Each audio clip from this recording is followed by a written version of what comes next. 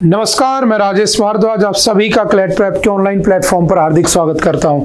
Hello everyone, welcome to CLAT prep. आज है 2 मई 2025 और जैसा कि आपको पता है हम डेली द हिंदू एनालिसिस करते हैं, उसके साथ साथ जो अदर न्यूज़पेपर्स हैं उनका भी एनालिसिस करते हैं, फैक्चुअल एनालिसिस करते हैं, उसके साथ साथ 20 क्वेश्चंस की प्रैक्टिस भी करते हैं। तो चलिए उसी सीक्वेंस को कंटिन्यू करते हैं। आज कौन सा डे है? तो आज है 2 मई। तो अगर एग्जाम के पॉइंट ऑफ व्यू से देखा जाए तो ऐसा कोई इंपॉर्टेंट डे है नहीं, तो हम आज की इंपॉर्टेंट न्यूज़ के ऊपर चल लेते हैं। तो आप सभी ने इस वाली न्यूज़ को द हिंदू के फ्रंट पेज पर देखा होगा, US gains access to Ukraine's minerals. ठीक है, देखो ये वाली जो न्यूज़ है कहीं ना कहीं पहले हम इसको एक बार पढ़ चुके हैं। देखो समझना हुआ क्या, ठीक है। मैं थोड़ा सा एक बार डिस्कस कर देता हूँ स्टार्टिंग से, आपको थोड़ा थोड़ा याद आने लगेगा कि हाँ हम इसको पहले कभी ना कभी पढ़े हैं। आपको पता है कि एक है यूएसए, ठीक है, और एक आपके पास कौन सा ग्रुप है? यूएसएसआर, ठीक है। और ये दोनों के दोनों जो थे इनके बीच में क्या चलता था? कोल्ड वार, ठीक है। और जब कोल्ड वार चलता था तो आगे चल के 1991 में इसके दो टुकड़े हो गए, एक बन गया यूरोपियन यूनियन और दूसरा क्या बन गया इसमें? रशिया, ठीक है, पुतिन, ठीक है। अब क्या हुआ, इस यूएसए को लगा कि यार मुझे क्या करना चाहिए, जैसे यूएसएसआर स्ट्रॉन्ग है मुझे भी अपने एक स्ट्रॉन्ग अलायंस बना लेना चाहिए। तो इस यूएसए ने 1949 में एक ग्रुप बनाया जिसका नाम रखा नेटो, ठीक है, नाटो बोल देते हैं, नॉर्थ अटलांटिक ट्रीटी ऑर्गेनाइजेशन। समझना बहुत ध्यान से, North Atlantic Treaty Organization, it was established in 1949, ठीक है। आपसे पूछेगा इसमें टोटल कितने मेंबर्स हैं, तो इसके जो टोटल मेंबर्स हैं वो आज के दिन कितने हैं? तो आज के दिन है 32, यानी कि पहले 30 हुआ करते थे, फिर एक जुड़ा, फिर एक जुड़ा। एक कब जुड़ा लास्ट? तो 2023 में, जो कि कौन सा था आपका? फिनलैंड। ऐसे क्वेश्चन आपके एग्जाम में आ जाते हैं। और जो लास्ट जुड़ा इसके अंदर 2024 में वो कौन था? तो वो था आपका स्वीडन। ये दोनों जुड़ गए तो हो गए 32। अब ये जो मिलिट्री ग्रुप बना, बेसिकली कैसा ग्रुप है ये? तो ध्यान रखना ये एक मिलिट्री ग्रुप है, ठीक है। अगर आप लोगों ने किसी एक कंट्री पर भी अटैक किया तो सभी पर अटैक माना जाएगा। और अगर आपको इस ग्रुप में शामिल होना है तो आपको सभी के सभी मेंबर्स का एग्री होना बहुत जरूरी है, वरना तुम उसमें शामिल नहीं हो पाओगे। अब आ जाते हैं दूसरी तरफ, कौन सा? यूएसएसआर। तो समझना इस यूएसएसआर में हुआ क्या, रशिया अलग हो गया। तो आपने ग्रुप पढ़ा होगा G7, ग्रुप ऑफ 7, और ये G7 बना था 1975।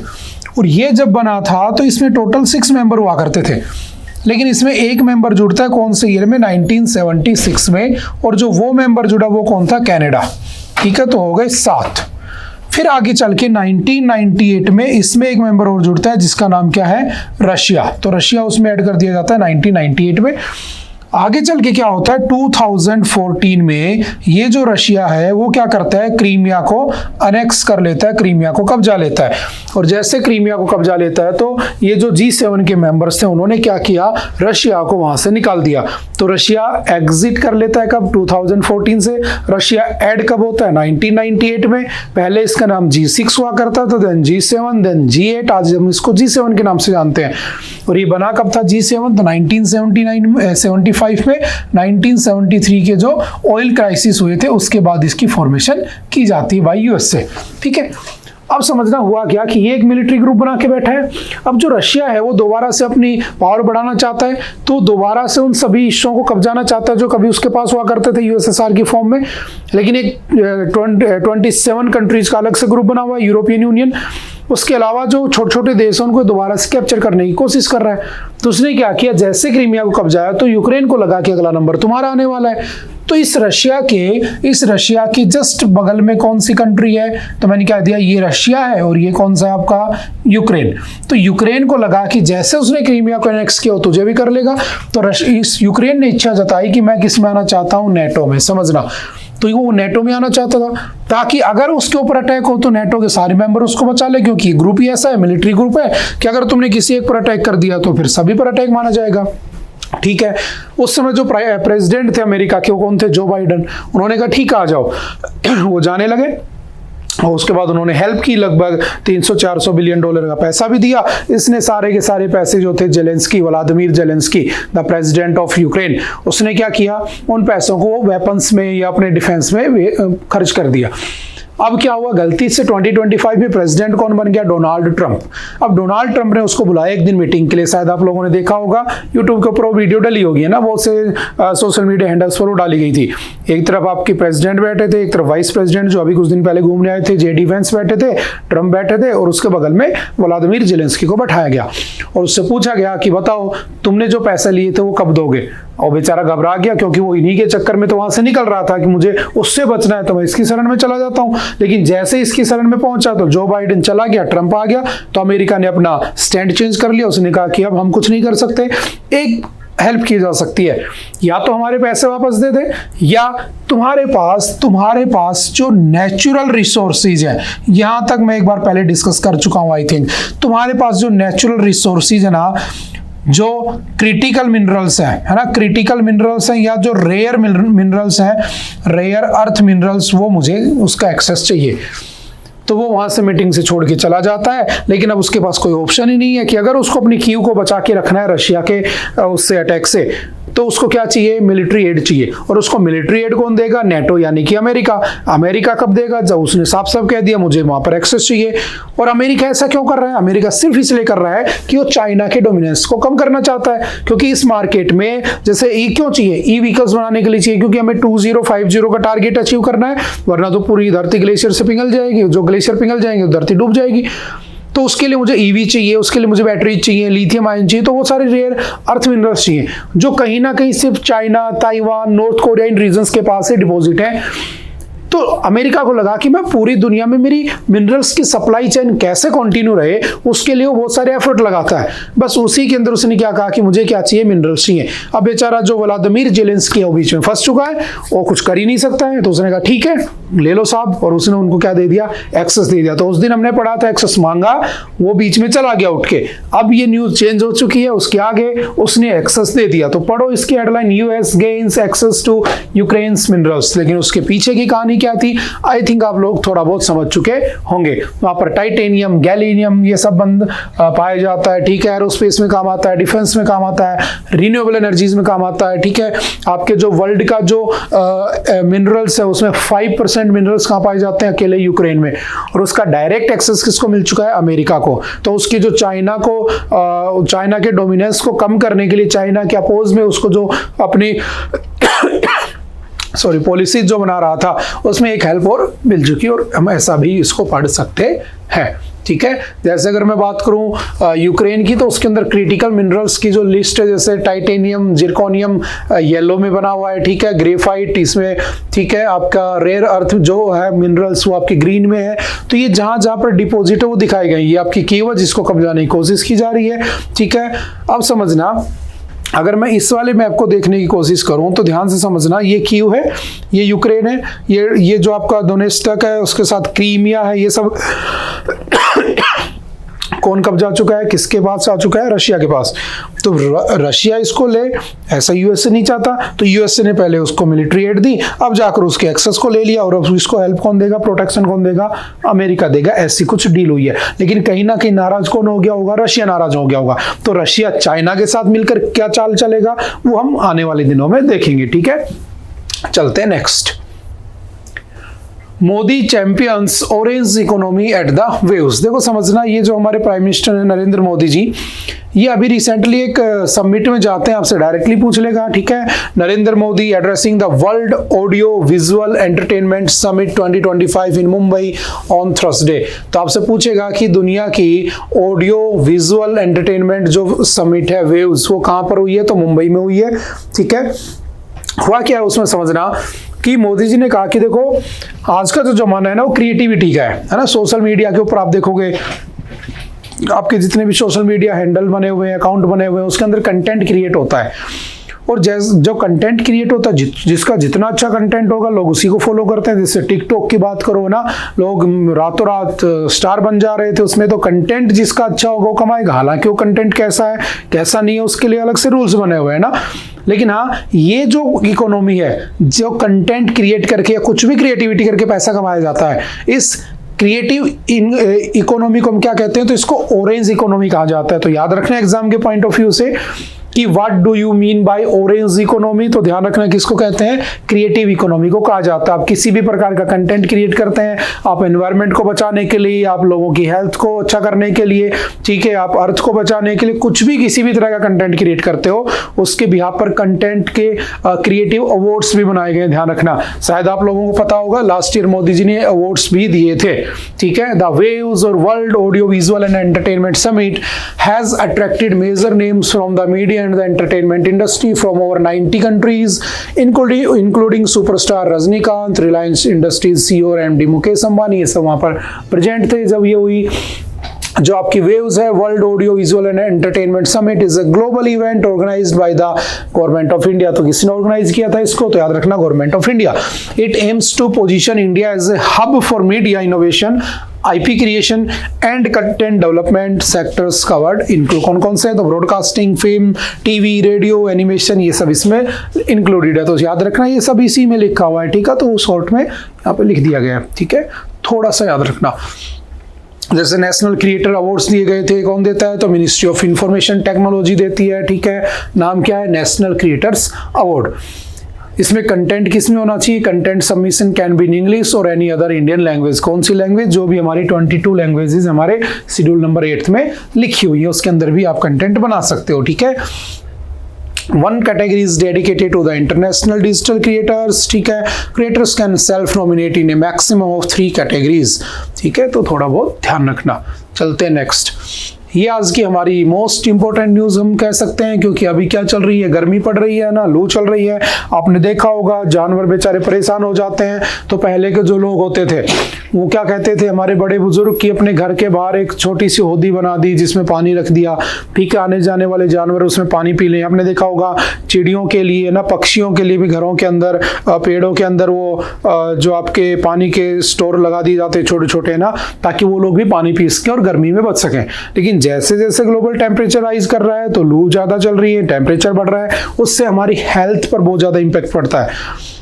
अब चाहे सबसे ज्यादा इंपैक्ट किस पे पड़ता है, तो देखो हमारा जो इंडिया है ना, समझना ध्यान से, हमारे इंडिया में जो मैक्सिमम इकोनॉमी है ना, वो कहां से आती है, लेबर से आती है। और लेबर में कौन सा, मैन लेबर बहुत ज्यादा है, मतलब कि हमारे यहाँ पर काम करने वाले लोग बहुत ज्यादा है, ह्यूमन लेबर बहुत है, और वहां से यहाँ की इकोनॉमी जनरेट होती है। और ये सारे के सारे लोग जब काम करते हैं तो गर्मी के दिनों में काम नहीं कर पाएंगे, काम नहीं कर पाएंगे तो बेचारों की किसी की डेथ हो जाएगी, कोई बीमार हो जाएगा, किसी को स्किन प्रॉब्लम हो जाएगी, किसी का ऑर्गन फेलियर हो जाएगा, किसी के साथ कुछ हो जाएगी, ठीक है। हालांकि लास्ट ईयर आपने केस पढ़ा होगा ग्रेट इंडियन बस्टर्ड, ठीक है, जो कि राजस्थान का स्टेट बर्ड है।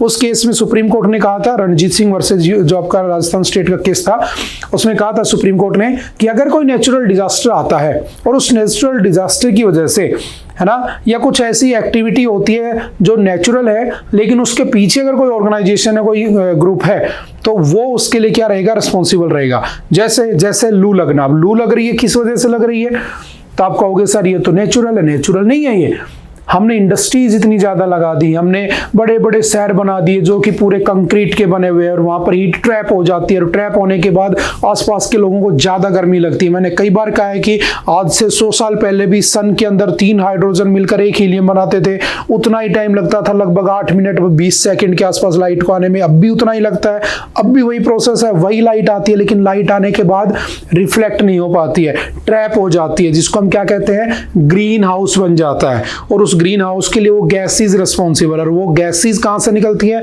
पोल्यूशन से। तो कहीं ना कहीं उसी चीज को सही करने के लिए तो हम 2070 पर जाना चाहते हैं। लेकिन ऐसे कंडीशंस में जो इतने बड़े हमने सपने देख रखे हैं कि ऐसा कर लेंगे हम 2070 तक, 2050 तक, उसमें जो आम इंसान है, जो गरीब इंसान है, वो तो मारा जाएगा। तो उसके लिए क्या करना चाहिए, तो इंसानों के लिए, है ना, जैसे आपने पढ़ा होगा वुमेन्स के राइट के लिए कौन सा बना है, national commission for women, national commission for SC, national commission for ST, है ना, आप लोगों ने पढ़ा होगा कहीं ना कहीं। ऐसे बना है नेशनल ह्यूमन राइट्स कमीशन। तो जो आपका एनएचआरसी है, ह्यूमन राइट्स कमीशन, जो कब बना होता है, 1993 में, ठीक है। उसका कहना है कि जैसे जैसे हीट वेव चल रही है, वैसे वैसे कम से कम जो 11 स्टेट है जो ज्यादा उसकी चपेट में आने के चांसेस है, उसमें क्या करना चाहिए कि जो पुअर कम्युनिटीज हैं उनकी प्रोटेक्शन के लिए कुछ ना कुछ स्टेप्स उठा लेने चाहिए। और मैं फिर से कह रहा हूं कि इसको किस कैटेगरी में डाल दिया गया था, आर्टिकल 21 में डाल दिया गया था। ठीक है, आर्टिकल 21 क्या कहता है, राइट टू लाइफ, जीने का अधिकार। और कैसे जीने का अधिकार है मुझे, in a healthy environment, in a healthy environment. और हेल्दी एनवायरमेंट का मतलब मुझे अच्छा खाना, अच्छी हवा, अच्छा पानी मिले और साथ साथ मेरी सेहत भी अच्छी रहे। लेकिन सरकार की एक्टिविटीज की वजह से ना तुम बड़ी बड़ी बिल्डिंगें बनाते रहो, जंगलों को काटते रहो और उसके बाद ग्लोबल टेम्परेचर बढ़ रहा है और गरीब आदमी उससे मर रहा है, तो यू आर रिस्पॉन्सिबल। ये नेचुरल डिजास्टर नहीं है, ये तुम्हारा बनाया हुआ डिजास्टर है। बात समझ में आ रही है? बस इतना सा है। तो अब उनके लिए गाइडलाइंस जारी की गई, तो आप थोड़ा सा ध्यान रखना। एनएचआरसी क्या होता है, नेशनल ह्यूमन राइट्स कमीशन। ठीक है, आईएमडी क्या होता है, जो हमारा इंडियन मेट्रोलॉजिकल डिपार्टमेंट जो 1875 में बना था, वो आपकी हीट वेव से रिलेटेड कुछ जो कलर प्रेडिक्शन करता है वो करता है। वो सब हम धीरे धीरे जैसे जैसे गर्मी बढ़ेगी वो न्यूज में आते रहेंगे। ठीक है, तो सिंपल सा ध्यान रखना। एनसीआरबी जो हमारा है, नेशनल क्राइम रिकॉर्ड्स ब्यूरो, उसका डाटा कहता है कि 3798 डेथ हुई थी कब, 2018 से 2022 के बीच में। ये सब यहीं पर लिखा हुआ है ना, आपने पढ़ा होगा। 3798 डेथ हुई थी कब से कब तक, 2018 से 2012 के बीच में। किस वजह से? Due to heat and sunstrokes. The commission has emphasised the urgent need for the integrated and inclusive measures to protect outdoor workers, elderly citizens, children and the homeless. जैसे देखो, ये आदमी हैदराबाद में मेट्रो के नीचे सोया हुआ है। ठीक है, तो ऐसे लोगों को हमें बचाने की जरूरत है। ठीक है, और कुछ भी नहीं है, तो इसको थोड़ा सा पढ़ लेना। और याद रखना, जो दिल्ली के अंदर ऐसा कहा गया है कि दिल्ली की जो सीएम है, चीफ मिनिस्टर रेखा गुप्ता, उनका कहना है कि दिल्ली में जितने भी लेबर है ना, उनको 3 घंटे का मैंडेटरी क्या मिलेगा, ब्रेक मिलेगा, 12 to 3, जो पीक होता है किसका, हीट वेव्स का। ठीक है, तो आप लोगों से भी मैं कहता हूँ कि अपनी सेहत का ध्यान रखें। ठीक है, गर्मी बहुत ज़्यादा पड़ रही है, अपने आप को बचाए रखें और साथ के साथ में गन्ने का जूस पीते रहें, जो कि ट्रेंड में चल रहा है। ठीक है, चलते हैं next. Ensure supply of the fans, cool roof materials and ORS, है ना, अपने साथ ORS रखा करो। जब भी आपको चक्कर आने लगे तो उनको पी लिया करो घोल के पानी में ना, तो वो सब इसमें बताया गया है। To the families in the informal settlements and labour colonies and the amend working hours, ये सब उसमें कही गई बात है। आपका जो नेशनल ह्यूमन राइट्स कमीशन है उसके बारे में याद रखना, उसमें 5 फुल टाइम मेंबर होते हैं, 7 डीम्ड मेंबर्स होते हैं। ठीक है, कौन कौन होता है, तो उसका हेड कौन होता है, तो रिटायर्ड और सर्विंग जज ऑफ द सुप्रीम कोर्ट। ठीक है, बाकी 3 अदर मेंबर्स होते हैं, तो ये भी थोड़ा सा ध्यान रखना। चलो मुझे कमेंट करके बताना कि who is the current chief या current head of the NHRC, कौन उसको लीड कर रहे हैं, नेशनल ह्यूमन राइट्स कमीशन के हेड कौन है अभी, आप मुझे कमेंट करके बताना। ठीक है, चलते हैं next. Reviving a far sighted but forgotten bill mechanism, समझना क्या होता है। मैंने कहा कि कोई बिल आया, ठीक है, बहुत ध्यान समझना। पहले गया लोकसभा, फिर गया राज्यसभा, फिर गया प्रेसिडेंट के पास, और प्रेसिडेंट ने जैसे ही साइन कर दिया, प्रेसिडेंट के साइन करते वो बन गया कानून, एक्ट बन गया। ये होता है, यही प्रोसेस होती है। मैंने कहा मान लो पहले राज्यसभा में आ गया, देन ये लोकसभा में चला गया, देन प्रेसिडेंट ने साइन कर दिया, तो ये कानून बन गया, एक्ट बन गया। ठीक है, यही होता है। लेकिन ये बिल लाता कौन है, तो इस बिल को प्रेजेंट करने के 2 तरीके हैं। या तो इस बिल को लाएगा कौन, इसको एक को कहेंगे गवर्नमेंट का बिल, ठीक है, समझना डिफरेंस, और एक को कहा जाता है प्राइवेट मेंबर्स बिल, पीएमबी। अब गवर्नमेंट का बिल किसे कहते हैं, जैसे मैंने कहा कि मान लो बीजेपी के पास 240 सीटें हैं और सरकार बीजेपी की एनडीए अलायंस की है, और बीजेपी ने मान लो फॉर एग्जांपल 74 मेंबर्स को क्या बना रखा है, मिनिस्टर बना रखा है। ठीक है, आपने पढ़ा होगा minister, finance minister, defence minister, home minister ना, minister of waterways, shipping, ports, ये सब बना रखे हैं ना, जल शक्ति मंत्रालय ऐसे होते हैं ना, तो ये सब बना रखे हैं। अब सोचो कि अगर ये 74 मेंबर्स जो मिनिस्टर हैं, जो कैबिनेट में ऐड हैं, अगर वो कोई बिल प्रेजेंट करते हैं, that bill is presented by the government, क्योंकि वो गवर्नमेंट चला रहे हैं, they are MP, member of parliament. ठीक है, साथ के साथ वो क्या है, गवर्नमेंट भी, वो सरकार चला रहे हैं। तो वो लोग अगर कोई बिल लाते हैं तो हम उस बिल को क्या कहते हैं, गवर्नमेंट का बिल कहते हैं। ठीक है, जो ऐसे ऐसे करके एक्ट बन जाएगा। लेकिन अगर उसके अलावा any other member of parliament, किससे अलग, उन गवर्नमेंट बिल वाले, यानी कि उन मिनिस्टर्स के अलावा, जिनके पास कोई ना कोई मिनिस्ट्री है, कोई ना कोई उनके पास काम है, ठीक है, कोई ना कोई ऑफिस वो होल्ड करते हैं, उसके अलावा अगर कोई भी मेंबर है, चाहे वो सेम पार्टी का हो, चाहे वो अपोजिशन पार्टी का हो, चाहे वो इंडिपेंडेंट कोई भी मेंबर हो, अगर वो मेंबर बिल लेकर आता है मैं फिर से कह रहा हूं, ध्यान रखना, चाहे वो अपोजिशन का हो, चाहे वो सेम पार्टी का हो, चाहे वो किसी इंडिपेंडेंट पार्टी का हो, अगर वो मेंबर ऑफ पार्लियामेंट बिल लेकर आता है और उस बिल को पास कर दिया जाता है या उसके द्वारा प्रेजेंट किया हुआ बिल है, उसे हम क्या कहते हैं? प्राइवेट मेंबर बिल कहते हैं। समझ में आ रही बात? और प्राइवेट मेंबर बिल भी सेम वैसे ही आता है जब उसको दोनों हाउसेज से उनको परमिशन मिल जाती है, यानी कि वो एग्री कर जाते हैं, उसके बाद वो प्रेसिडेंट के पास जाता है, अगर उसके बाद वो पास कर देते हैं तो एक्ट भी बन जाता है। लेकिन ये जो मैकेनिज्म था ना, ये गायब हो चुका है हिस्ट्री में। अब सिर्फ और सिर्फ उन्हीं बिलों को प्रेजेंट करने की बात की जाती है जो सरकार चलाने वाले लोग लेकर आते हैं। हो सकता है कि जो अपोजिशन में बैठा बंदा बहुत अच्छा दिमाग लगा रहा हो और उसके दिमाग में एक बहुत अच्छा आइडिया हो कि ऐसा भी एक बिल होना चाहिए, तो हमें उनकी तरफ भी देखना चाहिए, बिकॉज यही तो हमारी एक हेल्दी डेमोक्रेसी की डेफिनेशन होती है।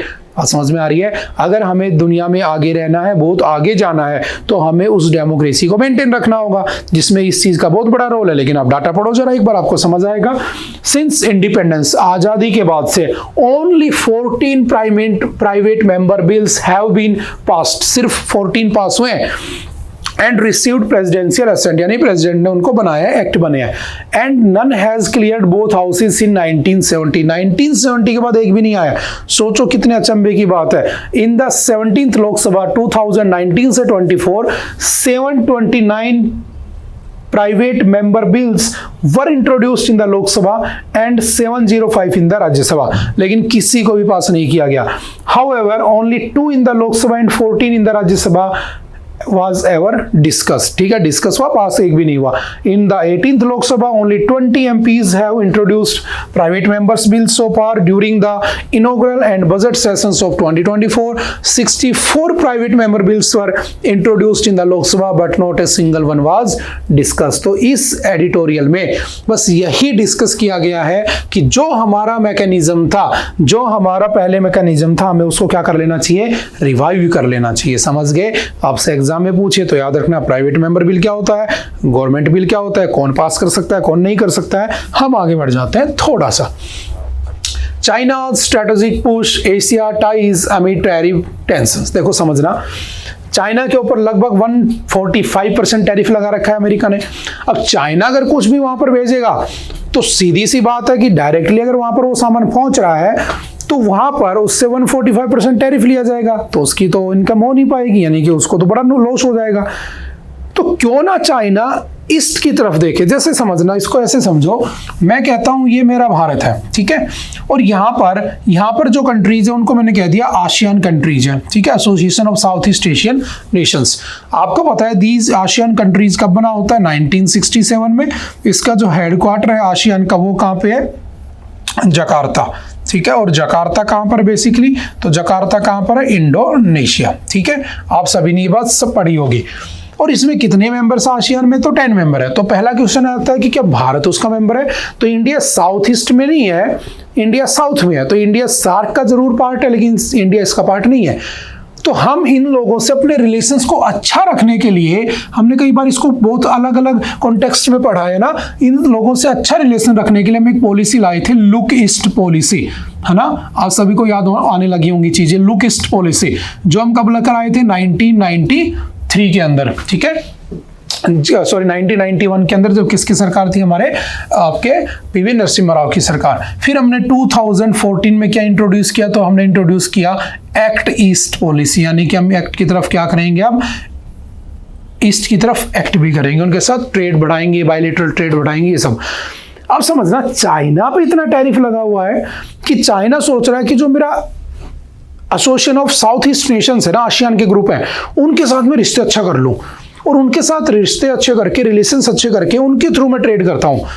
बात समझ में आ रही है? लेकिन समझना, द प्रेसिडेंट ऑफ चाइना है ना, शी जिनपिंग 3 नेशन टूर पे गए थे वो अभी, ठीक है, 14 अप्रैल से 18 अप्रैल के बीच में वियतनाम गए थे, मलेशिया गए थे, कंबोडिया गए थे, और उनका एक ही गोल था, to pitch Beijing as the only reliable partner of choice. यहां से दो बातें हैं, एक, वो चाइना के द्वारा लगाए गए टैरिफ को काउंटर करना चाहते हैं, यानी कि उनके थ्रू सप्लाई करना चाहते हैं। दूसरा, वो लोगों को ये बता रहे हैं कि अगर तुम्हारा कोई सच्चा दोस्त है तो वो चाइना है, अगर अमेरिका को कल को जरूरत पड़ी तो तुम जैसे देशों पर भी ज्यादा टैक्स लगा देगा, तो वो तुम्हें कभी आगे नहीं बढ़ने देगा। बात समझ में आ रही है आपको? चाइना, देखो यूएसए करता क्या है, मैंने अभी पहले न्यूज समझाई थी आपको, है ना, यूक्रेन था, अच्छा भला चल रहा था उसका, अगर वो रशिया के पास चला जाता मान लो फॉर एग्जाम्पल, तो कोई नुकसान नहीं होना था, है ना। हालांकि पुतिन के रूल के अंडर रहना तो बात की बात है, लेकिन उसके चक्कर में इतनी लड़ाइयां लड़ी। किसकी वजह से वो आना चाह रहा था? यूएसए की वजह से। तो यूएसए ने लास्ट में पलटी मार दी, है ना। जैसे हमारे नीतीश कुमार जी हैं, वो भी पलट गए, बोले नहीं हम नहीं जानते, या तो पैसा दें या नेचुरल रिसोर्सेज के एक्सेस दे, ले लिया जबरदस्ती। हमने पढ़ा अभी, बात समझ में आ रही है। तो ये यही दिखाना चाह रहा है चाइना कि अमेरिका किसी का सगा नहीं है, वो कल को अपना फायदा नहीं होगा, वो तुमसे भी ऐसे करेगा। तो रादर देन मेरे साथ ट्रेड करो, मेरे साथ बिजनेस करो। तो एक तरफ अमेरिका अपने आप को स्ट्रॉन्ग करने के लिए टैरिफ पे टैरिफ लगाया जा रहा है, दूसरी तरफ चाइना दूसरे देशों की विजिट कर करके अपने रिलेशंस अच्छे किए जा रहे हैं, जैसे हम करते हैं। क्योंकि हमें ना चाइना पे विश्वास है, हमें ना यूएसए पे विश्वास है, तो हम क्या करते हैं, हम चाइना के दुश्मनों से भी दोस्ती रखते हैं, यूएसए के दुश्मनों से भी दोस्ती रखते हैं। समझ गए? बस वही हो रहा और कुछ नहीं है। समझ गए? Under the US President Donald Trump, Cambodia could face a combined tariff of up to 59%, including a 10% universal tariff and an additional 49% once a 90-day pause ends. यानी कि जैसे 90 दिन का पोज जो लगाया था वो खत्म हो जाएगा, तो कंबोडिया के ऊपर 60% 59% क्या लग जाएगा, टैरिफ लग जाएगा। तो चाइना कह रहा है कि अच्छा होगा आप हमसे ट्रेड करें, ठीक है, बस और कुछ नहीं है। While Vietnam and Malaysia would be hit with tariff of 46% and 24% respectively, ठीक है, और कुछ नहीं हो रहा है। ठीक है, चलते हैं next. Census likely to be held next year to match delimitation schedule. Kishan, देखो जो आपका सेंसस है, सबसे पहली बात सेंसस आया कब था, याद रखना first time census was introduced in 1881, और वो जो लेकर आए थे वो कौन थे, तो याद रखना लॉर्ड रिपन। ठीक है, लॉर्ड रिपन सबसे पहले 1881 में लेकर आए थे सेंसस, और उसके बाद हर 10 साल के बाद 10 ईयर के गैप के बाद सेंसस होता है।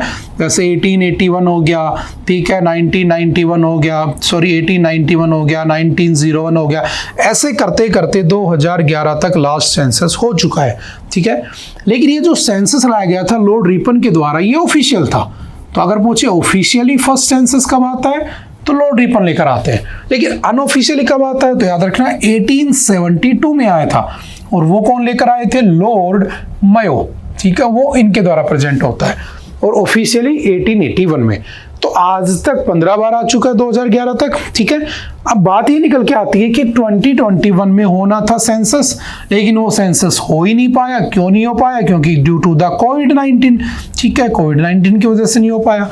अब क्या कहा जा रहा था कि चलो अब होगा अब होगा अब होगा, लेकिन अभी आपने सुना होगा 2026 में क्या होने वाला है, डीलिमिटेशन। क्योंकि जो डीलिमिटेशन वो कब तक फिक्स था, तो आपने पढ़ा होगा बाय 84th कॉन्स्टिट्यूशनल अमेंडमेंट 2001, जो डीलिमिटेशन था वो कब तक फिक्स था, तो इट वाज फिक्स्ड टिल 2026। और जब डीलिमिटेशन 2026 में करना ही है, आज तक 4 बार हो चुका है ना, हमने कई बार पढ़ा इस चीज को, है ना, आपको याद भी हो गई होंगी बातें। अब कहा जा रहा है कि जब 2026 में करना ही है डिलिमिटेशन, तो उसी समय साथ साथ क्या कर लेना, सेंसस कर लेना। बट एक नया मुद्दा निकल के आ गया है अब। आपने देखो, मैंने कई बार आपसे कहा कि जो पॉलिटिशियंस होते हैं ना, जो लीडर्स होते हैं या जो पॉलिटिकल पार्टीज होती हैं, वो अपना अपना फायदा देखते हैं। तो एक पार्टी बेसिकली जो सिर्फ रिलीजन के नाम पर चल रही है, एक पार्टी सिर्फ और सिर्फ कास्टिज्म के नाम पे चल रही है। आप दोनों को जानते हो, मुझे बताने की जरूरत है नहीं, है ना। एक का काम है रिलीजन के ऊपर, एक का काम है कास्ट के ऊपर। ठीक है, एक कहता है धर्म धर्म धर्म बचाओ तुम खतरे में हो, एक कहता है जाति बचाओ जाति बचाओ जाति बचाओ। और उसकी जाति की जो डिमांड थी वो इतनी ज़्यादा थी कि अब जो हमारी यूनियन गवर्नमेंट है उसने भी कह दिया कि हम क्या करने वाले हैं, हम सेंसस करने वाले हैं। बात समझ में आ रही है। और जो सेंसस होगा उसमें क्या होगा, कास्ट सेंसस भी होगा। तो फिर एक नया बात निकल के आती है कि कास्ट सेंसस क्या होता है, जातियों की गणना करना, ये बताना कितने एससी हैं, कितने एसटी हैं, कितने ओबीसी हैं, ओबीसी में कितने सब कैटेगराइजेशन कर रखे हैं। बात समझ में आ रही है, उनकी सारी कैटेगरीज को बताना, ताकि लोगों को पता लगे या सरकार को पता लगे कितनी कितनी जातियां हैं। लेकिन मैं फिर कह रहा हूं कि चाहे धर्म की बात हो, चाहे जाति की नाम हो, ये हमारी सोसाइटी में सिर्फ डिवाइडेशन का काम करते हैं। बात समझ में आ रही है। लेकिन नहीं, वो बात की बात है, लेकिन अब हो रहा है। सरकार ने भी कह दिया है कि हम क्या करेंगे, कास्ट सेंसस करेंगे। तो मेरा पहला पॉइंट, सबसे पहली बार कास्ट सेंसस कब आता है, तो याद रखना 1901 का जो सेंसस हुआ था ना, उसमें कास्ट सेंसस की बातें की गई थी, डाटा कलेक्ट किया गया था। और जो लास्ट कास्ट सेंसस हुआ था वो कब हुआ था, तो याद रखना 1931 में लास्ट हुआ था। हालांकि सरकार ने 2011 में जो सेंसस हुआ था, है ना, उस जिसमें तुम 121 करोड़ की जनसंख्या थी भारत की, उस 2011 के सेंसस में कास्ट सेंसस किया गया था, बट याद रखना जो डेटा था वो पब्लिश नहीं किया गया था। लेकिन इस बार वो डेटा भी पब्लिश करने की बात कर रहे हैं, तो थोड़ा सा ध्यान रखना, ठीक है। कौन सा एक्ट है, तो याद रखना सेंसस एक्ट 1948 के अंडर में ये सारे काम होते हैं, समझ गए, सिंपल सा याद रखना।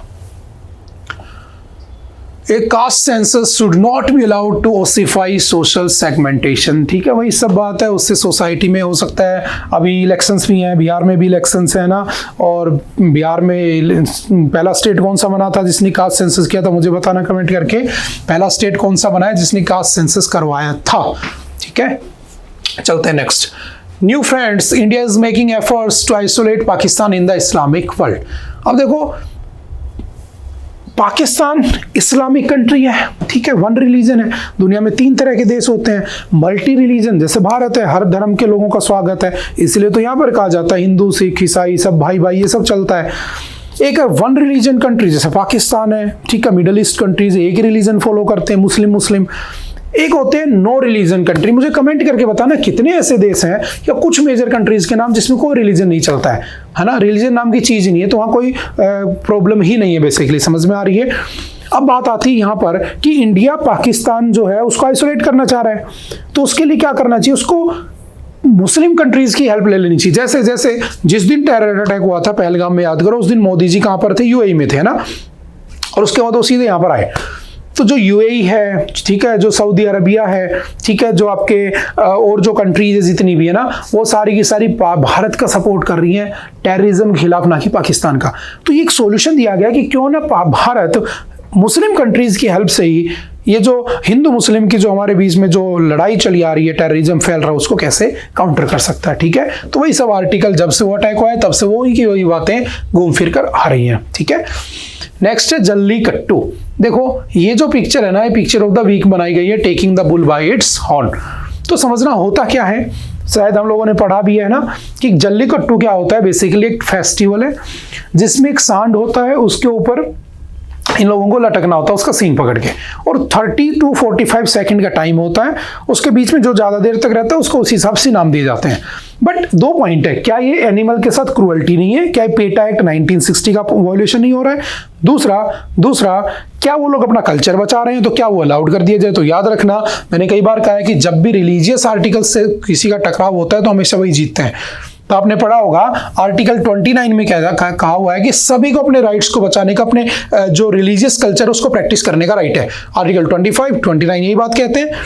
तो इन्होंने कहा कि हमारा कल्चर है, ये हमारा तमिल कल्चर है, हम इसको नहीं छोड़ सकते, हम तो इसको प्रैक्टिस करेंगे। आर्टिकल 48 कहता है कि आपको एनिमल हस्बेंड्री, ठीक है, एनिमल हस्बेंड्री और उसके साथ साथ एग्रीकल्चर को प्रमोट करना चाहिए, ठीक है। और जो आर्टिकल आपका आर्टिकल 48 है वो डीपीएसपी का पार्ट है बेसिकली, ठीक है, directive principle of the state policy. तो स्टेट को भी इन चीजों को प्रमोट करना चाहिए। तो कह रहे हैं कि देखो हम इनसे खेलते हैं, तो हम इनको पाल रहे हैं, हम एनिमल हस्बेंड्री कर रहे हैं, हम इन लोगों को बचा के रखें, वरना तो ये खत्म हो जाते हैं, ये भी एंडेंजर्ड में चले जाते हैं। तो ये बात जब सरकार के पास पहुंची, सुप्रीम कोर्ट के पास, तो बात तो सही है, तुम आर्टिकल 29 का फॉलो कर रहे हो क्योंकि तुम्हारा रिलीजियस कल्चर है कि तुम सदियों से करते आए हो, तो करो। दूसरा, तुम आर्टिकल 48 का फॉलो कर रहे हो क्योंकि तुम उस जानवर को बचा के बैठे, वरना तो उसकी जो प्रजाति है वो खत्म हो चुकी होती है अब तक, है ना, उस टाइप के सांड मिलते ही नहीं क्योंकि तुमने बचा रखे हैं। तो आप 48 का भी फॉलो कर रहे हो, 29 को फॉलो कर रहे हो, तो तुम्हें अलाउड है। अब प्रॉब्लम ये आती है कि इसमें बहुत सारे लोगों की डेथ हो जाती है ना, कई बार जो जानवर होता है उसके साथ भी क्रूएल्टी होती है। तो याद रखना एक केस था 2014 में, Animal Welfare Board of India versus A Nagaraj, जिसपे सुप्रीम कोर्ट ने क्या कहा था कि आपका जो जल्लीकट्टू केस है वो उस पर क्या लगा दिया था, बैन लगा दिया था। फिर आगे चल के 2017 में तमिलनाडु सरकार ने एक रेजोल्यूशन पास किया, उसने कहा कि हम आर्टिकल 29 और 48 को फॉलो कर रहे हैं और हम जल्लीकट्टू करेंगे, और जल्लीकट्टू फिर से शुरू हो गया, ठीक है। तो वो वाली न्यूज थोड़ा सा ध्यान रखना, ठीक है। Next, can the Indus waters treaty be suspended unilaterally. देखो ये टॉपिक इतनी बार पढ़ चुके हैं, मेरे हिसाब से ये स्किप कर देना चाहिए ना, क्योंकि पिछले लगभग 2 हफ्ते से इंडस वाटर ट्रीटी हम पढ़े जा रहे हैं, ठीक है। तो आप इसको जस्ट पढ़ लेना, मैं इसको क्रॉस कर देता हूं, ठीक है। Next, US notifies potential sale of maritime surveillance tech worth 131 million to India. अब समझना, हम एक एग्रीमेंट होता है आईपीएमडीए। What is आईपीएमडीए? तो याद रखना, Indo Pacific maritime domain awareness, आईपीएमडीए। आईपीएमडीए कब स्टार्ट हुआ था? तो टोक्यो समिट हुई थी 2022 में। किसकी? Quad meeting. आप सभी जानते होंगे जो क्वाड ग्रुप है बेसिकली वो 2007 में बना होता है। ठीक है, 4 देश है इसमें। एक आपका इंडिया है, ठीक है, एक उसमें आपका जापान है, एक उसमें आपका ऑस्ट्रेलिया है और एक उसके अंदर आपका कौन सा है? यूएसए। इन चारों कंट्रीज के बीच में अपने अपने देश के डेवलपमेंट करने के लिए एक एग्रीमेंट हो रखा है जिसकी बार बार मीटिंग होती है। लास्ट ईयर क्वाड समिट कहां पर हुई थी? यूएसए में। दिस ईयर क्वाड समिट कहां पर होगी इस साल की? तो इंडिया में होगी। लास्ट ईयर इंडिया में होनी थी लेकिन वो सफल कर दी गई थी। ठीक है, ध्यान रखना। तो जो 2022 में जब ये टोक्यो में हुई थी तो टोक्यो समिट 2022 में एक प्रोग्राम लॉन्च किया गया था। The IPMDA was announced by the Quad grouping comprising India, Australia, Japan and US at the Tokyo summit to track dark shipping and build a faster, wider and more accurate maritime picture of near real-time activities in the partners' waters.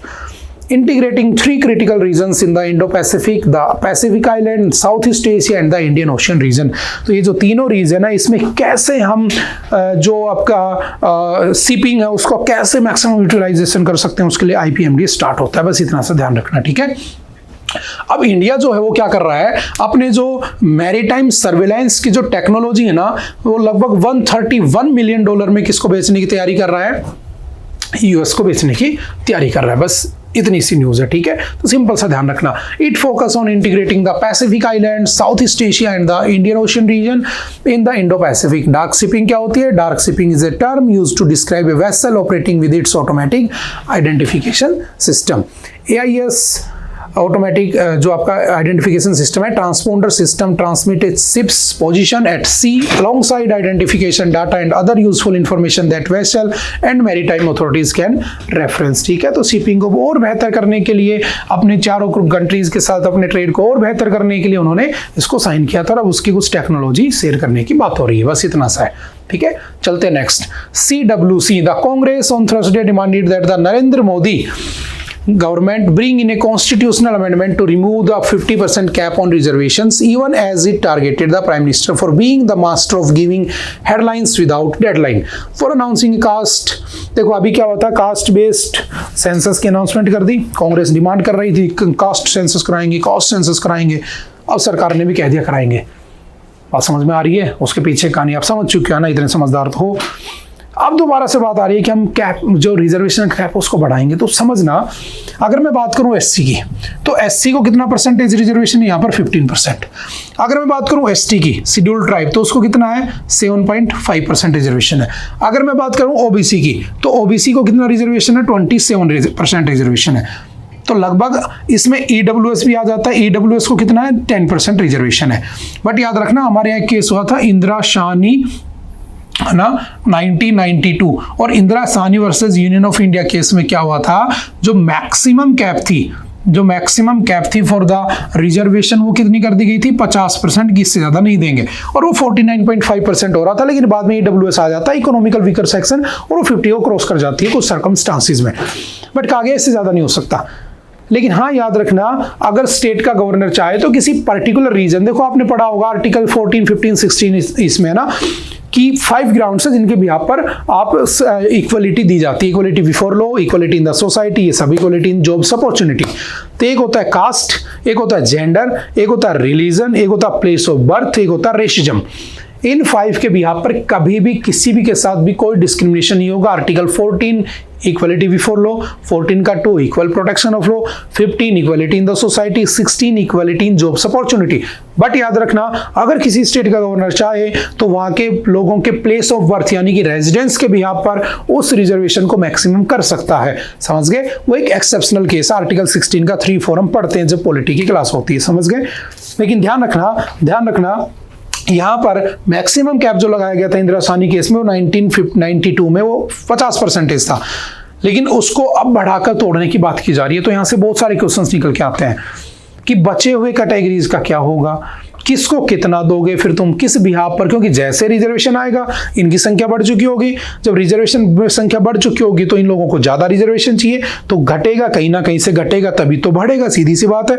तो उसमें क्या conflict होंगे, क्या complexities आएंगी, कैसे सरकार tackle करेगी, वो तो सेंसस के बाद ही हम बता पाएंगे, लेकिन हाँ ऐसा कुछ करने की प्लानिंग हो रही है। आप समझ सकते हो। चलो मुझे बताना, एक कॉन्सेप्चुअल क्वेश्चन है, मुझे अच्छे से डिटेल में बताना कि अगर ये बढ़ता है, अगर ये 50% को क्रॉस किया जाता है तो किसका नुकसान होगा, बात समझ में आ रही है, और कैसे नुकसान होगा और किसका फायदा होगा, कैसे फायदा होगा, ये आप लोग मुझे कमेंट करके बताओगे। ठीक है, चलते हैं नेक्स्ट। ओके, आज के लिए इतना ही था। आई होप कि आप लोगों को बातें समझ में आई होंगी। फिर भी अगर कोई डाउट रहता है तो आप आकर पूछ सकते हो, मिल सकते हो। मिलते हैं दोबारा से फिर कभी। Okay, bye bye, thank you, have a nice day.